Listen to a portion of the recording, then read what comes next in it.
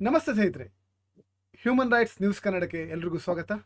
ನಮ್ಮೊಂದಿಗೆ ವಿಶೇಷ ಅತಿಥಿಯಾಗಿ ಮೊದಲ ಬಾರಿಗೆ ನಮ್ಮೊಂದಿಗೆ ಜಾಯ್ನ್ ಆಗಿದ್ದಾರೆ ಜಯರಾಮ್ ಗೌಡ ಅವರು, ಸೌಜನ್ಯ ಅವರ ಸ್ವಂತ ತಮ್ಮ. ನೇರವಾಗಿ ನಮ್ಮೊಂದಿಗೆ ಸಂಪರ್ಕದಲ್ಲಿದ್ದಾರೆ. ಅವರಿಗೆ ವಿಶೇಷವಾಗಿ ಕಾರ್ಯಕ್ರಮಕ್ಕೆ ಸ್ವಾಗತ. ನಮಸ್ತೆ, ವಿಶೇಷವಾಗಿ ಕಾರ್ಯಕ್ರಮಕ್ಕೆ ಸ್ವಾಗತ. ನಮಸ್ಕಾರ. ಆ, ಇವತ್ತು ನಿಮ್ಮ ಅಕ್ಕ ನಿಮ್ಮೊಂದಿಗಿಲ್ಲ. ಇವತ್ತಿಗೆ 13 ವರ್ಷ ಆಯಿತು. 13 ವರ್ಷದಿಂದ ನಿಮ್ಮ ಕುಟುಂಬ ನ್ಯಾಯಕ್ಕಾಗಿ ಪರದಾಡಿದ ಜಾಗ ಇಲ್ಲ, ಹೋಗದ ಜಾಗ ಇಲ್ಲ. ಎಲ್ಲ ರೀತಿಯ ಹೋರಾಟಗಳು, ಪ್ರತಿಭಟನೆಗಳು ನಡೀತು. ಎಲ್ಲಿಯ ತನಕ ಅಂದರೆ ಮೋದಿಜಿ ಅಂಗಳ ದೆಹಲಿಯ ತನಕ ಸಹ ಹೋಯಿತು. ಕರ್ನಾಟಕದ ಭವನ ಮುಂದೆ ಸಹ ನಿಮ್ಮ ಒಂದು ಪ್ರತಿಭಟನೆಯನ್ನು ಮಾಡಿದ್ರಿ. ಸರ್ಕಾರದ ಗಮನಕ್ಕೆ ಎಲ್ಲ ರೀತಿಯಲ್ಲೂ ತರಲು ಪ್ರಯತ್ನ ಪಟ್ರಿ ನಿಮ್ಮ ಕುಟುಂಬಸ್ಥರೆಲ್ಲ ಸೇರಿ. ಈಗಲೂ ಸಹ ನಿಮಗೆ ಆ ನ್ಯಾಯ ಸಿಗಲಿಲ್ಲ ಅನ್ನುವಂಥ ಒಂದು ಭಾವನೆ ನಿಮ್ಮನ್ನು ಕಾಡ್ತಾ ಇದೆ. ಏನು ಅನಿಸ್ತಾ ಇದೆ ಈ ಕ್ಷಣದಲ್ಲಿ ಹೇಳುವುದಾದ್ರೆ ಏನು ಹೇಳ್ತೀರಾ? ಅದೇ ಸರ್, ಈಗ ಇಷ್ಟು ಒಂದು ಹೆಣ್ಣಿನ ಒಂದು ಅತ್ಯಾಚಾರ ಆಗಿ ಇಷ್ಟು ವರ್ಷ ಬೇಕಂತ ಆಗ್ತಿದೆ. ನಾವು ಇಷ್ಟು ಹೋರಾಟ ಮಾಡಿ ಎಲ್ಲ ಪಬ್ಲಿಕ್ ಆಗಿ ಇನ್ನೂ ನ್ಯಾಯ ಸಿಗುದಿಲ್ಲ ಅಂದ್ರೆ ಇದೊಂದು ಅರ್ಥ ಏನಂತ ಗೊತ್ತಾಗ್ತಿಲ್ಲ ಸರ್. ಕಾನೂನು ಇದೆಯಾ ನಮ್ಮ ದೇಶದಲ್ಲಿ? ಅದು ಏನಂತ ಗೊತ್ತಿಲ್ಲ. ಇನ್ನು ಜನಸಂದಣಿ ಎದ್ದು ಜನರಿಂದನೇ ಎಲ್ಲ ಪಾಠ ಕಲಿಬೇಕಷ್ಟೇ ವಿನಃ ಇದು ಕಾನೂನಿಂದ ಇಷ್ಟು ವರ್ಷ ಕಾಯ್ಬೇಕಾ ಸರ್? ಇದು ಕಾನೂನು ಯಾವ ರೀತಿ? ಅಂದ್ರೆ ಹಾಗಾದ್ರೆ ಕಾನೂನು ಯಾರಿಗೆ? ದೊಡ್ಡವರಿಗೆ ಕಾನೂನಾ? ಚಿಕ್ಕವರಿಗೆ ಬೇರೆ ಕಾನೂನಾ? ಆ ರೀತಿ ಇದೆ. ಅಂದ್ರೆ ನಿಮಗೆ ಕಾನೂನಿನ ವ್ಯವಸ್ಥೆಯ ಬಗ್ಗೆ ಒಂದು ರೀತಿಯ ಆ, ಆ, ಬೇಜಾರು ಬರಲಿಕ್ಕೆ ಶುರುವಾಗಿದೆ. 13 ವರ್ಷದಿಂದ ನೀವು ನ್ಯಾಯ ಕೇಳಿಕೆ ತಪ್ಪೇನಿಲ್ಲ. ಯಾವುದೇ ಮನುಷ್ಯನಿಗೆ ನಮ್ಮ ಮನೆ ಒಂದು ಜೀವ ಕಳೆದಿದೆ, ಒಂದು ಹೌದು. ಹೆಣ್ಣನ್ನು ಕ್ರೂರವಾಗಿ, ಒಂದು ಹೆಣ್ಣು ಮಗುವನ್ನು ಕ್ರೂರವಾಗಿ ತಿಂದು ಮುಗಿಸಿದ್ದಾರೆ. ಇಂಥ ಹೌದು. ಸಮಯದಲ್ಲಿ ತಪ್ಪೇನಿಲ್ಲ. ಅಂದರೆ ಇಷ್ಟು ಜನರ ಕೂಗು, ಇಷ್ಟು ಜನರ ಮನೆಯಲ್ಲಿ ಅವಳಿಗೆ ನ್ಯಾಯ ಬೇಕು ಅಂತ ಹೋರಾಡ್ತಾ ಇರೋ ಸಂದರ್ಭದಲ್ಲಿ ಈ ರೀತಿ ಆಗ್ತಾ ಇದೆ. ಆ, ಆ, ಹೌದು ಸರ್. ನೀವು ಏನೀಗ ಈ ಕ್ಷಣದಲ್ಲಿ ನಿಮ್ಮ ಮನಸ್ಸಲ್ಲಿ ಏನು ಅನಿಸ್ತಾ ಇದೆ ಈಗ? ಕಾನೂನು ಅದೇ ಅಲ್ಲ, ಇದು ಯಾವ ರೀತಿ ಆಗ್ತುಂಟಂತ ಗೊತ್ತಾಗ್ತಿಲ್ಲ. ಒಂದು ಫಸ್ಟ್ ಇಂದನೇ ಅವರು ದಾರಿ ತಪ್ಪಿಸ್ತಿದ್ದಾರೆ. ಈಗ ಕಾನೂನು ರೀತಿ ಅವರು ಕರೆಕ್ಟ್ ಆಗಿ ಮಾಡ್ತಾ ಹೋದ್ರೆ, ಈಗ ಇಷ್ಟು ವರ್ಷ ನಾವು ಕಾಯ್ಬೇಕಂತಿರ್ಲಿಲ್ಲ. ಯಾಕಂದ್ರೆ ಈಗ ಒಂದು ಯೂಟ್ಯೂಬರ್ಸ್ ಯಾರು ಬೇಕಾದ್ರೆ ಒಂದು ನನ್ನ ಅಕ್ಕನ ಬಗ್ಗೆ ಒಂದು ಮಾತಾಡಿದ್ರೆ ಆಯ್ತು. ಅವ್ರದೊಂದು ಬ್ಲಾಕ್ ಮಾಡುದಾ?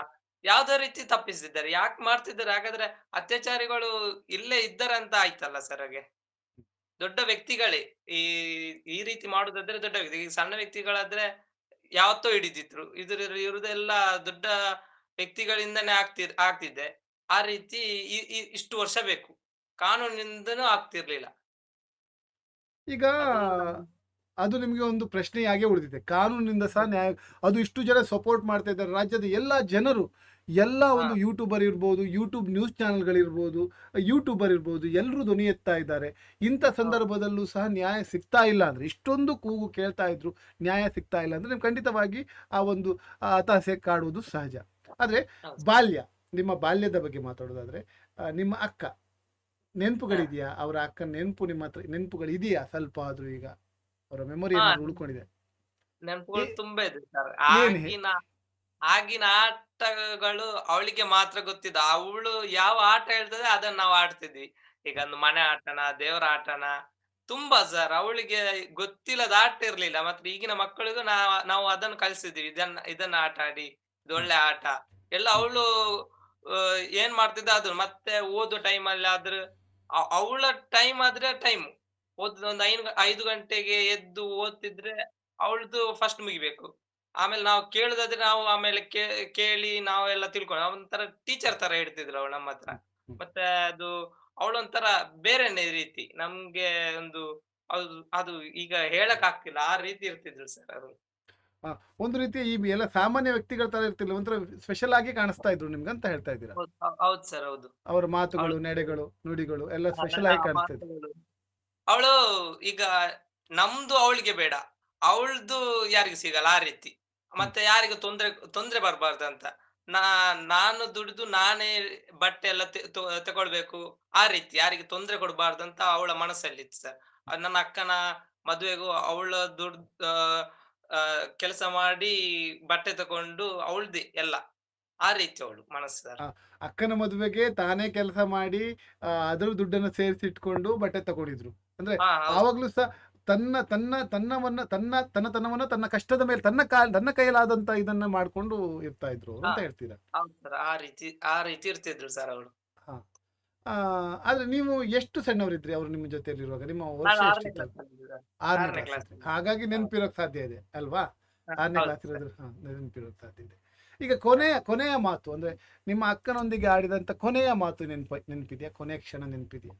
ಕೊನೆ ಕ್ಷಣ ಅಂದ್ರೆ ಅದೇ ಅವಳು ಈಗ ರೆಡಿ ತಲೆ ಬಾಚುತ್ತಿರು ಒಮ್ಮೆ ನೋಡಿದಷ್ಟೇ. ಮತ್ತೆ ಅಮ್ಮನಿಗೊಂದು ಬಾಯಿ ಮಾಡುದೊಂದು ಕೇಳಿಸ್ಕೊಂಡೆ ಅಷ್ಟೇ. ಮತ್ತೆ ಗೊತ್ತಿಲ್ಲ. ನಾನು ಸ್ವಲ್ಪ ಬೇಗ ಹೊರಡಿದೆ. ನಾನು ಆ ಶಾಲೆಗೆ ದಿವಸ ಹೋಗ್ತಿದ್ದೆ. ಆ ದಿವಸದ ಕೊನೆ ಮಾಡಿ ಬಾಯ್ ಮಾಡಿ ಹೋಗಿದ್ದು. ಹ?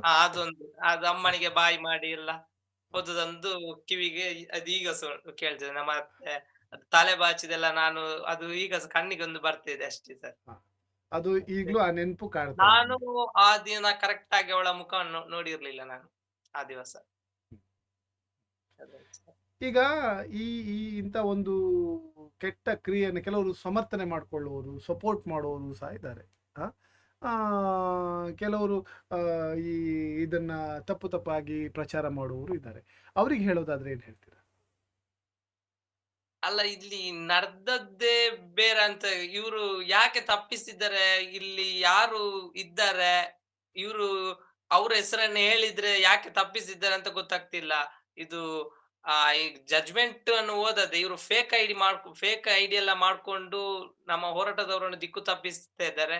ಈ ದಿಕ್ಕು ತಪ್ಪಿಸುವವರು ಹಾಗಾದ್ರೆ ಅತ್ಯಾಚಾರಿಗಳ ಪರ ನಿಂತಿದ್ದಾರೆ ಇವ್ರು. ಹ್ಮ್. ಅತ್ಯಾಚಾರಿಗಳ ಪರ ನಿಂತು ಇಂಥ ಜನಗಳನ್ನು ದಿಕ್ಕು ತಪ್ಪಿಸಿದ್ದಾರೆ. ಇವ್ರಿಗೆ ಏನು ಹೇಳ್ಬೇಕಂತ ಗೊತ್ತಾಗ್ತಿಲ್ಲ ಸರ್.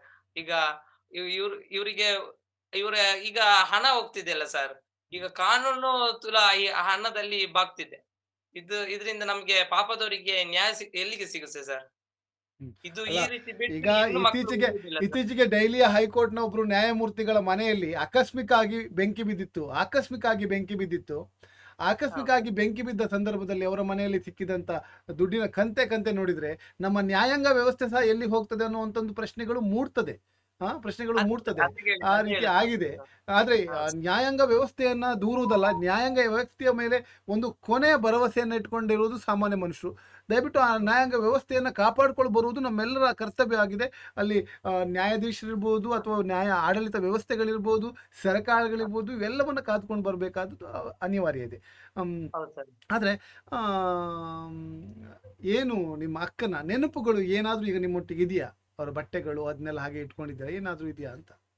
ಹೌದು ಸರ್. ಅವಳು ಆಟ ಆಡ್ತಿದ್ದ ಒಂದು ಗಾಡಿಗಳೆಲ್ಲ ಇದೆ. ಮತ್ತೆ ಬಟ್ಟೆನೂ ಇದೆ. ಹ್ಮ್. ಅವಳು ಏನು ಈಗ ಈಗ ವಾಚಿದೆಲ್ಲ ಸಟ್ಟೆಲ್ಲ ಇದೆ. ಹ್ಮ್. ಅದೆಲ್ಲ ಇದೆ ಸರ್ ನಮ್ಮ ಹತ್ರ. ಅವಳು ಅದರಲ್ಲಿ ಪೇಪರ್ ಮತ್ತೆ ಬುಕ್ಸು ನಾನು ಇಲ್ಲಿ ನನ್ನ ರೂಮಲ್ಲಿ ಇಟ್ಕೊಂಡಿದ್ದೀನಿ ಅವಳ ಬುಕ್ಸ್ ಎಲ್ಲ.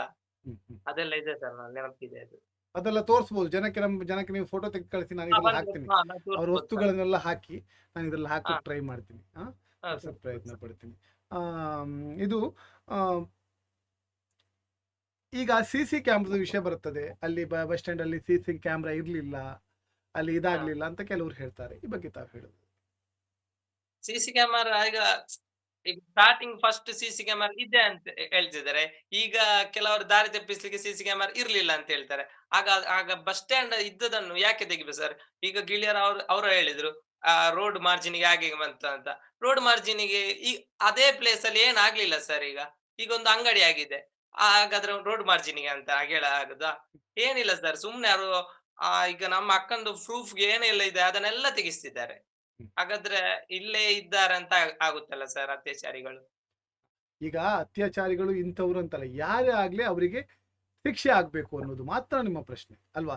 ಹೌದು ತನಿಖೆ ಸರ್. ಅದೇ. ಈಗ ಈಗ ಸಂತೋಷ್ ರಾವ್ ಆರೋಪಿ ಅಲ್ಲ ಅಂತಾದ್ಮೇಲೆ ನ್ಯಾಯಾಲಯಕ್ಕೆ ಸಾಕ್ಷ್ಯಾಧಾರಗಳ ಕೊರತೆ ಅಲ್ಲ, ಸಾಕ್ಷ್ಯಾಧಾರಗಳೇ ಇಲ್ಲ ಆ ವ್ಯಕ್ತಿಯ ಮೇಲೆ ಅಂತ ಆದೇಶ ಬಂದ ಮೇಲೆ ಈ ನಿಜವಾದ ಆರೋಪಿಗಳು ಯಾರು, ಇವ್ರು ಹಾ. ಯಾರು ಅನ್ನೋದು ಪ್ರಶ್ನೆ, ಎಲ್ರಿಗೂ ಪ್ರಶ್ನೆ.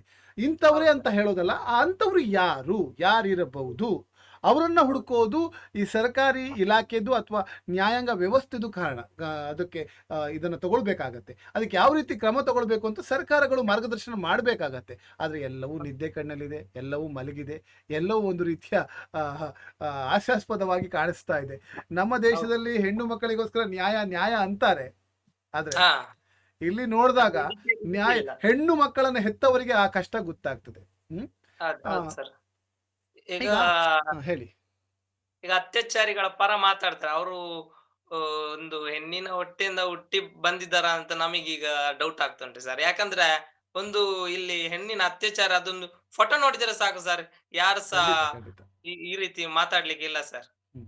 ಖಂಡಿತವಾಗಿ. ಅದೊಂದು ಈಗ ನಾವು ಹೇಗೆ ಹಣಕ್ಕೋಸ್ಕರನ ಸರ್ ಈ ಹೋರಾಟ. ಒಂದು ಹೆಣ್ಣಿಗೊಂದು ನ್ಯಾಯ ಕೇಳ್ತಿದ್ದೀವಿ ವಿನಾ ಮತ್ತೆ ಏನಿಲ್ಲ ಸರ್. ಸುಮ್ನೆ ಇವ್ರು ದಾರಿ ತಪ್ಪಿಸಿದ್ದಾರೆ ಯಾಕಂತ ಗೊತ್ತಾಗ್ತಿಲ್ಲ ಸರ್.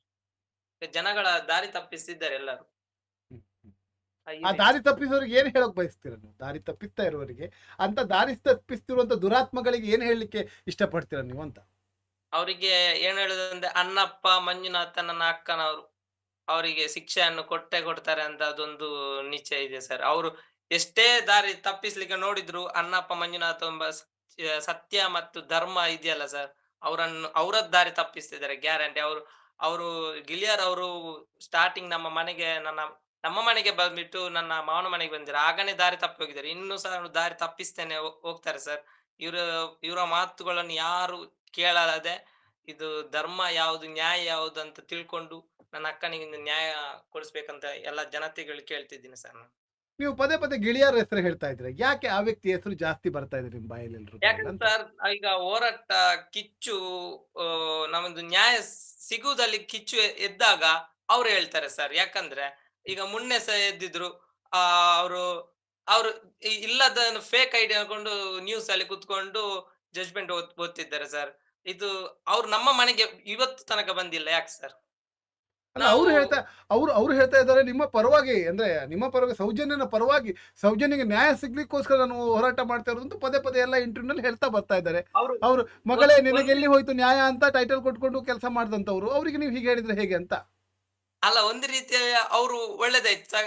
ಅವರು ಹೇಳಿದ್ರಿಂದ ನಮ್ಮ ಸೌಜನ್ಯ ಪರ ಹೋರಾಟದವರು ಕಿಚ್ಚು ಇನ್ನೂ ಸಹ ಜಾಸ್ತಿ ಆಗ್ತಿದೆ. ಅದಕ್ಕೊಂದು ಅವರಿಗೆ ಒಂದು ಒಳ್ಳೇದು ಹೇಳ್ತೀನಿ ಸರ್. ಇಲ್ಲದ್ರೆ ಅದು ಸ್ವಲ್ಪ ಬಾಡಿ ಹೋಗ್ತಿದ್ದೇನೋ ಕಾಣುತ್ತೆ. ಓಹ್, ಅವರು ಈಗ ಹೇಳಿದ್ದು ಎಲ್ಲರೂ ಎದ್ದೇಳ್ತಾ ಇದ್ದಾರೆ. ಹ, ಅದೊಂದು ಅವಳದೊಂದು ಒಳ್ಳೇದಾಯ್ತು ಈ ಈ ರೀತಿ. ಪರೋಕ್ಷವಾಗಿ ಆದ್ರೂ ನಿಮ್ಗೆ ಅವರು ನ್ಯಾಯಕ್ಕೆ ಸಪೋರ್ಟ್ ಮಾಡ್ತಾ ಇದ್ರು ಅಂತ ಹೇಳ್ತಾ ಇದ್ರೆ ಹೇಗೆ ನೀವು? ಆ ಆ ಆ ರೀತಿ ಇದೆ. ಅವರು ಇದು ಓಕೆ, ಓಕೆ, ಓಕೆ. ಮಾತ್ರ ಫೇಕ್ ಐಡಿ ಇಟ್ಕೊಂಡು ಮಾಡ್ತಿದ್ದಾರೆ. ಆಗ ಗೊತ್ತಾಗುತ್ತೆ ಜನಗಳಿಗೆ ಯಾವುದು ಫೇಕ್ ಯಾವುದು ರಿಯಲ್ ಅಂತ. ಹ್ಮ್, ಹ್ಮ್. ಈಗ ಫೇಕ್ ಐಡಿ ಮಾಡೋಕೆ ಇಟ್ಕೊಂಡು ಮಾಡ್ತಾ ಇರೋ ಒಂದು ಗುಂಪಿದೆ ಅಂತ ಹೇಳ್ತಾ ಇದ್ದೀರಾ. ಹೌದು ಸರ್. ಫೇಕ್ ಐಡಿ ಆ, ಹ್ಮ್. ಈಗ ಎಲ್ಲ ಸ್- ಹೇಳಿ, ಹೇಳಿ, ಹೇಳಿ, ಹೇಳಿ. ಎಲ್ಲ ಹಣ ತೆಕೊಂಡು ಫೇಕ್ ಐಡಿ ಆ ರೀತಿ. ಈಗ ಹಣ ಕಾನೂನನ್ನೇ ಬಗ್ಗಿಸ್ತಿದ್ದಾರೆ ಅಂತ ಹಣದಿಂದ. ಮತ್ತೆ ಜನಗಳು ಯಾವ ರೀತಿ ಮಾಡ್ಬೋದು ಸರ್? ಈಗ ನಿಮ್ಗೆ ಹೋರಾಟ ಮಾಡಿ ಮಾಡಿ ಮಾಡಿ ಬೋರ್ ಆಗ್ಲಿಲ್ವಾ? 13 ವರ್ಷದಿಂದ ಏನಪ್ಪಾ ಎಷ್ಟು ಹೋರಾಟ ಮಾಡಿದ್ರು ಇಷ್ಟೇ, ಇದ್ರಲ್ಲಿ ಇಷ್ಟೇ ಆಗಿದೆ, ಏನ್ ಕಷ್ಟಪಟ್ರು ಇಷ್ಟೇ ಅಂತ ಅನ್ಸಕ್ ಶುರುವಾಗಿಲ್ವಾ ನಿಮ್ಗೆ ಅಂತ? ಇಲ್ಲ ಹೀಗೆ ಸರ್. ಇದು ಹೋರಾಟ ಅಂದ್ರೆ ಇದು ದೇವರುಗಳಿಂದ ಆಗುವಂತ ಒಂದು ಧರ್ಮದ ಹೋರಾಟ ಸರ್. ಇದಕ್ಕೆ ಅಂತ್ಯ ಒಂದು ದಿನ ಉಂಟೆ. ಅದಕ್ಕೆ ಹಿಂಜರಿಯುವುದಿಲ್ಲ. ಇದು ಲಾಸ್ಟ್ ಆಗ್ಬೇಕು. ಅತ್ಯಾಚಾರ ಅನ್ನೋದು ಲಾಸ್ಟ್ ಆಗ್ಬೇಕು. ನನ್ನ ಅಕ್ಕನ ಈ ಹಿಂಸೆ ಇನ್ನು ಯಾವ ಹೆಣ್ಣು ಮಕ್ಕಳಿಗೆ ಬರ್ಬಾರ್ದಂತ ನಾವಿಷ್ಟು ಎಷ್ಟು ಕಷ್ಟ ಬಂದ್ರು ನಾವು ಇದನ್ನು ಬಿಡುದಿಲ್ಲ ಸರ್. ಈ ಅತ್ಯಾಚಾರಗಳನ್ನು ಹಿಡ್ದೇ ಇಡ್ತೀವಿ. ಎಷ್ಟು ಏನ್ ಆಗಿದ್ರು ನಾವು ಬಿಡುದಿಲ್ಲ. ನಮಗೆ ಬೋರ್ ಅಂದ್ರೂ ಬಿಡುದಿಲ್ಲ ಸರ್ ಇದನ್ನು. ಸಂಘರ್ಷವಂತೂ ನಿಲ್ಸೋದಿಲ್ಲ, ಯಾವುದೇ ಸಂದರ್ಭದಲ್ಲೂ ಸಹ ಇಲ್ಲ ನೀವು ಸರ್. ಸಂಘರ್ಷವನ್ನು ನಿಲ್ಸುದಿಲ್ಲ. ನಿಲ್ಸೋದಿಲ್ಲ. ಹ್ಮ್. ನೀವೊಂದು ನಿಲ್ಸುದಿಲ್ಲ ಪುಟ್ಟ ಸರ್. ಹುಡುಗ, ಇನ್ನು ನಿಮ್ಗೇನು ಜಾಸ್ತಿ ವಯಸ್ಸಾಗಿಲ್ಲ, ಚಿಕ್ಕ ಹುಡುಗ, ಈಗ ಹೌದು. ಅಷ್ಟೇ ದೊಡ್ಡವರಾಗ್ತಾ ಇದ್ದೀರಷ್ಟೇ. ಹೌದು ಸರ್. ಈಗಷ್ಟೇ ನಿಮ್ಗೊಂದು ಸಾಮಾಜಿಕ ವ್ಯವಸ್ಥೆ ಬಗ್ಗೆ ಒಂದು ತಿಳಿತಾ ಇರುವಂತ ಪ್ರಾಯ ನಿಮ್ದು.